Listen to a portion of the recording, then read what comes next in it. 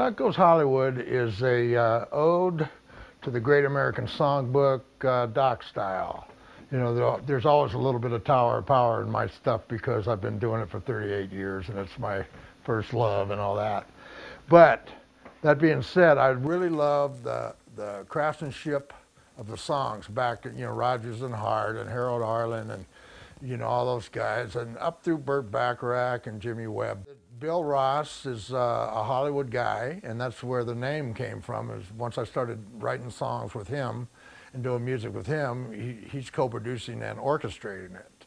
And if you want to know some of the stuff he's done, he orchestrated the strings for Contact, that movie, and Forrest Gump, some Alan Silvestri stuff. He's just a A-list guy and a wonderful friend and a very talented musician.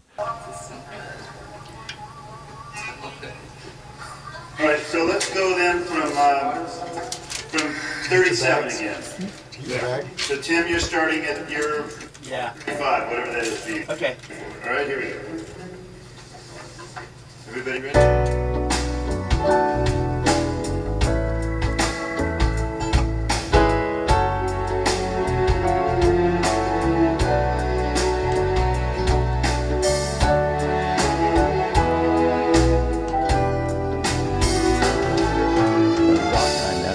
Our children go to a similar school, and we were sitting at a table, and I introduced myself, and he mentioned that he was in a band. I said, what's the name of the band? And he said, Tower of Power. And I thought, oh, what a poser. Here's some guy who's stolen the name of my favorite band of all time. And suddenly I looked at him and went, oh my God, it's Doc Kupka.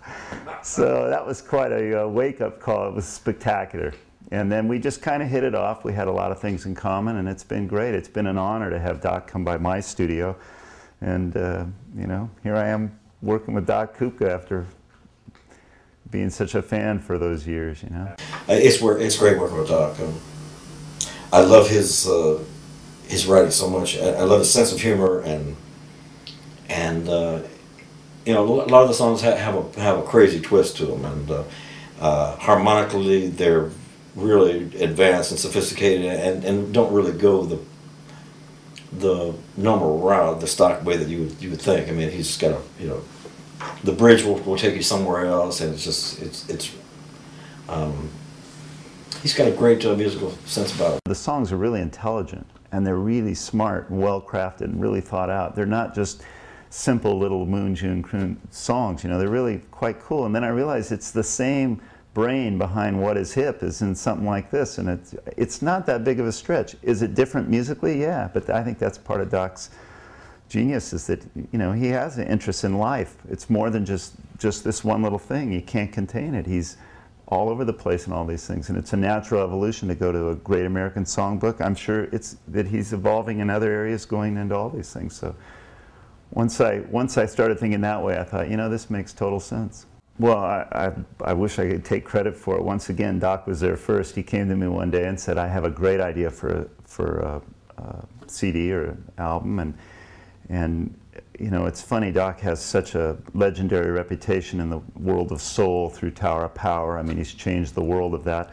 But to discover that he has this incredible interest in all music forms, not just soul or whatever Tower of Power does, but jazz and classical, and then suddenly here's this Great American Songbook idea unfolding, and I just love the idea. I mean, it's, how terrific is that? Songs with great melodies, and you know, he said, are you interested?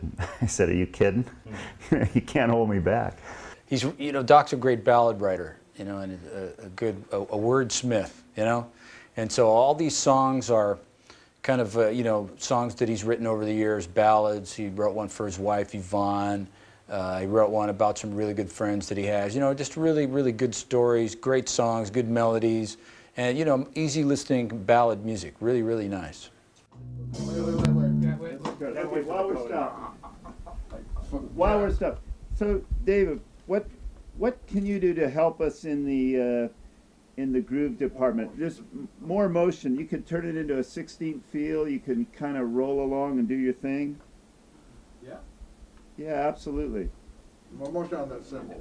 Also, where does the we DS back to the sign, and then we take the code. Code that says and- parcel. yeah. Yeah, I got that. repeat is poorly marked. It shouldn't be a repeat. It's just a DS. Okay. For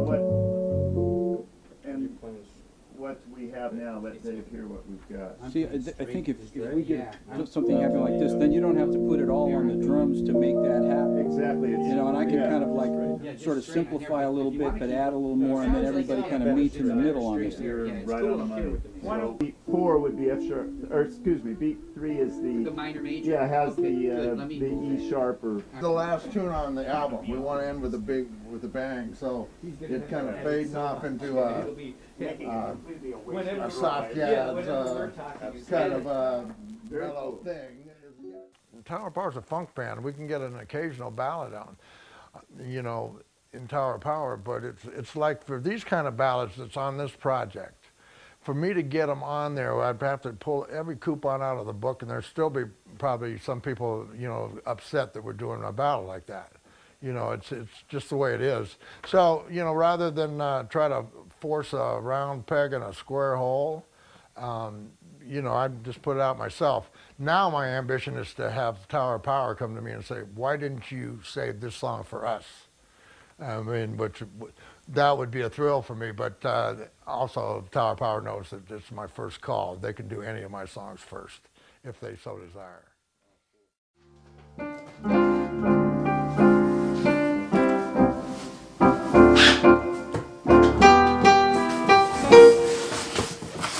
Doc wanted me to tell how I did these background vocals and all that. I don't know how technical you want to get.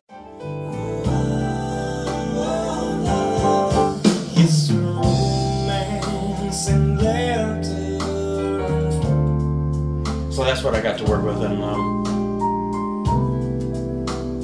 I sing a lot of different versions of the thing just to get the vibe and get in the mood, and I'll sing about maybe 5 or 6 different takes just to go all the way through, and then sometimes I'll take the best lines of each track, or sometimes I'll sing it all the way through. It just depends how I'm feeling at the time. That time when you heard this beat, you must have heard this song before. You heard. This one is sort of in the 50s doo-wop vein, and when I first heard it, it was I said, man, that sounds like Since I Fell for You. But this is Doc's kind of like spin on, you know, Since I Fell for You. There's 4 clicks up front. And that's how the story goes. You know the story, it must be told. There's I don't know how many parts are in here. Let's see, 1, 2, 3, 4, 5, 6, 7, 8. There's nine background vocal parts, and some of them. There's probably actually only 4 distinct parts, but some of them are double, just to give it a fatter sound. You know. Okay, beautiful. I have room to play. Okay, cool. And that's how the story goes. You know the story, it must be told. You heard this before. Don't know where. Daniel Golden said about one of his movies, he said, I don't care if I make a nickel on this song, just as long as every man, woman, and child in America sees it. So I'm like that with that song and this whole project.